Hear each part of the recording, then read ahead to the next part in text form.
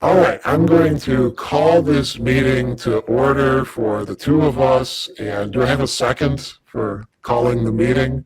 Why are we calling a meeting? No, this is not. That was not what I had in mind. Can we like? Didn't you want to have a meeting to schedule a meeting about meetings? I wanted to ask you some questions about meetings. Okay. So there's some meetings. I can wait till the meeting then. Sure, we can.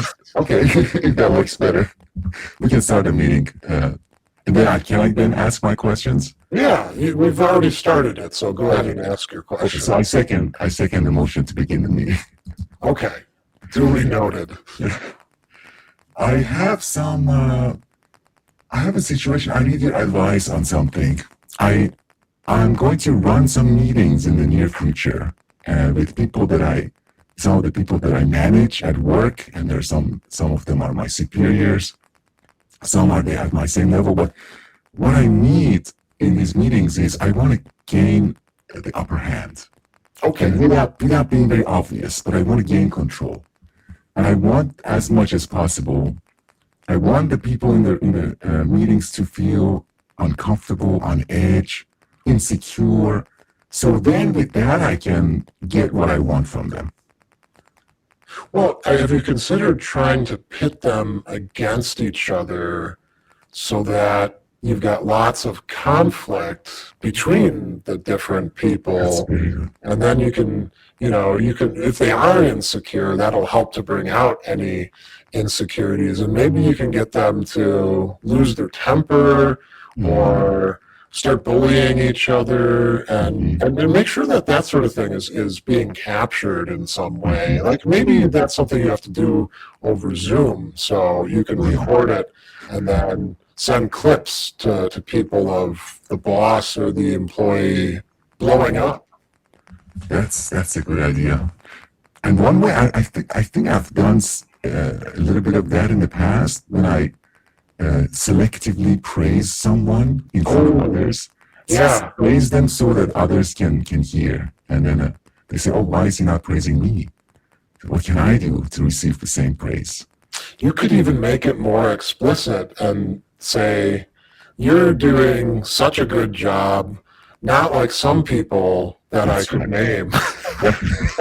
I wouldn't necessarily single them out because then it's a little too obvious, but let everybody think about, is he talking about me as not being so productive or efficient?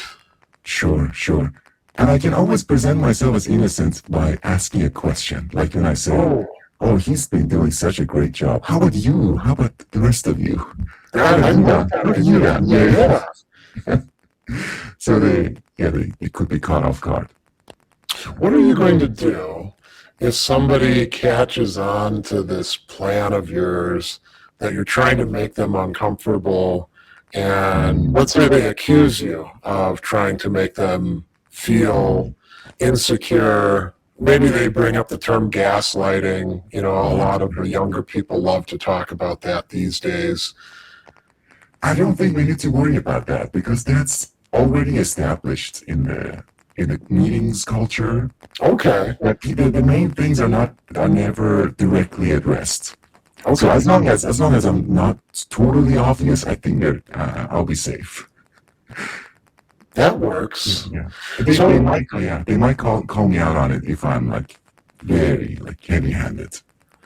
Okay, so you've got to have a light touch. Yeah, how else can you, have you considered, is it an in-person meeting or are you doing it by Zoom? Some of it is in person, some of it is meeting. It's up to me. I can call it Zoom meetings. Are the best for that, right? Oh, yeah. Oh, exactly. You could have a screen or on the screen, you can have a camera that's very, very far away, so you can't really make out any of the people in the room. And make sure that the microphone doesn't work that well, so they have to ask questions and break in all the time. Right.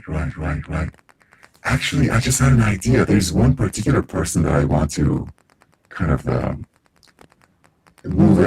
make a power move against. Okay. So I will set a meeting at a time that doesn't work for that person. So they can only join online through Zoom. So everybody is in person. and I will have that person on a tiny device at a table. So, Like the phone. yeah, the phone. Okay. So that the smallness can metaphorically be associated with how other people perceive them. That's very good. It used to be that we'd put people on speakerphone, but that gave them a sort of sense of being authoritative. They're the voice coming into the room. But if they're just on the phone, and maybe, on video too, with That's right. FaceTime or Zoom, because then they can have that tiny little image, and it can be very hard to see. And we can constantly ask, like, what are you saying? That works really well. What is that? They have to keep repeating themselves. You should budget a lot of time within the meeting to waste with all of those sorts of queries and questions and going back over things that people may have said or not said. We could call it tech time. Right. Yeah, Are you going to have an agenda? Oh, always. Okay. The agenda is necessary, even though what the agenda is not that important. So the agenda could be team building, or it could be planning for the next 3 months. But then, just the fact that we have established the agenda, that is important, but people forget it, so we can talk about anything else after that.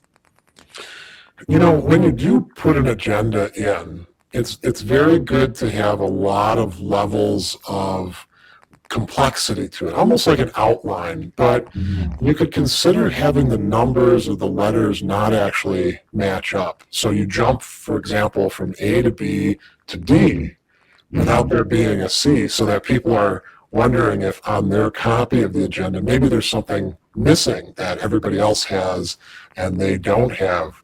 Or, you say, we're going to talk about 3 main things, and then you talk about either 2 or 5 of them. Nice. That's very good. That's something that can really keep people on their toes. And I can also make fun of anybody who points out that, like, the letter C is missing. I can say, don't be that guy. That's a good one, yes. It's like, oh, I'm glad we have a nitpicker here. It's nice and vague, because they don't know what that guy actually is. Right. Yeah.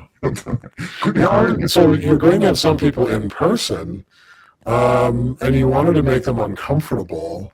So, where are you thinking of having this meeting? There could be a lot of potential for working with the temperature or the types of chairs that they're sitting in, or even smells of some sort, or noise coming in from outside. Yeah. Ideally, now that it is still cold here, I can have it in a small meeting room where I can increase the temperature by a lot. So you're wearing their winter clothes, sweating. Ideally, I can have at least like 3 pairs sharing chairs. Oh, Because that's. And I can joke about it and say that you guys can feel intimate and get to know each other. Get friendly. You can even make a joke. Don't tell HR about this. Oh yes, it's great. There could be an HR person on the Zoom, and they would say, "What are we talking about here?" And you could mute them at that point and say, "We can't hear you." Now, is it necessary to announce how long the meeting is going to take, or is it like improvised? If you can make it inaccurate, I think that works very well. So, I mean, in the meeting invitation on the calendar, it'll say something, but I think you want it to either be shorter in that the business of the meeting gets digressed from fairly quickly, and then you start talking about other things, or you have to keep people longer. And maybe, you even check the calendar. If their other calendars are visible and they need to do something else, make sure that you keep them so that they can't get to those other things that they might enjoy more. Because who are they to deserve going to things that they'd like? That's right. That's right. In the past, I found that when I keep people in a meeting for an unusually long amount of time, at the end, when I let them go, there's this like sight of gratitude on their face that, oh, we're finally out. And Is it gratitude towards you, or just gratitude that they're getting out of there, you think? inevitably they'll associate it with me because I'm there. Okay. Well, that works very well for the power play idea, I think. Mm-hmm. As You know, if you can blame the length of the meeting on, without getting yourself in trouble, on one of your superiors, that would really be a big power. yes, yes. Yeah, I can say that we won't have the next meeting because of them, so this meeting has to be very long. And That it's not works. what I wanted. Yeah, it's not. Yeah. Yeah. Actually, too, is there a way, since you're having several people higher in the reporting structure there, is there a way to get them to fight with each other in an undignified manner that the underlings then would, take the wrong messages from? It's very good. Yes, yes. Do you have like a hot button topic that will provoke conflict?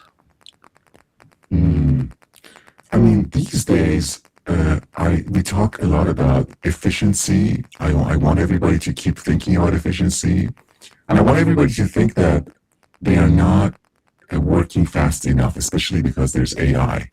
Oh, If they're spending anything more than like 10 minutes on any task, that means they're not utilizing AI enough. So I make sure we hammer that home. yeah, enough or the right way. That's right. And you could suggest that they ask the AI how to use the AI. That could be a great source of frustration. Yeah. Yeah. In the past, I've used this technique, which I'd like to develop further, which is I pair people up to create conflict between them. I pair people up, and separately, without the other person knowing, I tell one of them that you're managing this other one. Oh, And the other person doesn't know. But one, I will tell the one that he's supposed to manage that he or she already knows that you have that role. That really creates entertaining scenarios for me.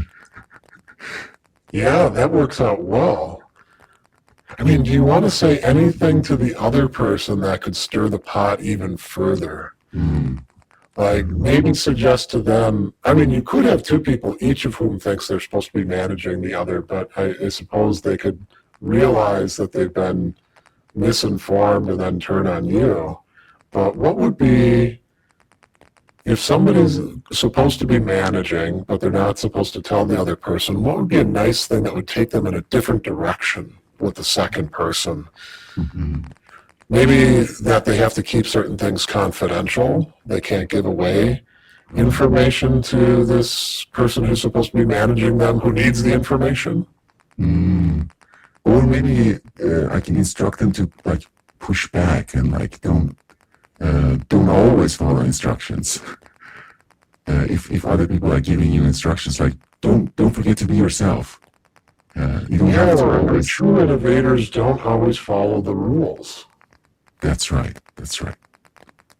Yeah. Well, in the long term, I think these conflicts will maybe increase their investment in my company. Okay. So they'll certainly create a lot of emotional energy, which maybe you could harness for something. Sure. Yeah, something. We'll decide that later. Well, this has been a very productive meeting, I think. I agree. Thank you very much. I'll have some follow-up questions later, if you don't mind. Keep me in the loop. I would very much enjoy getting to see how this plays out. Maybe you send me the recording of it, Sure. or invite me to the next one, and then I could have some very useful but not actually useful feedback for the people who were in the previous meeting, the dynamics that I've observed. Sounds great. Evidence-based observations. That's a good way to put it, yeah. Sadler, thank you. You're very welcome.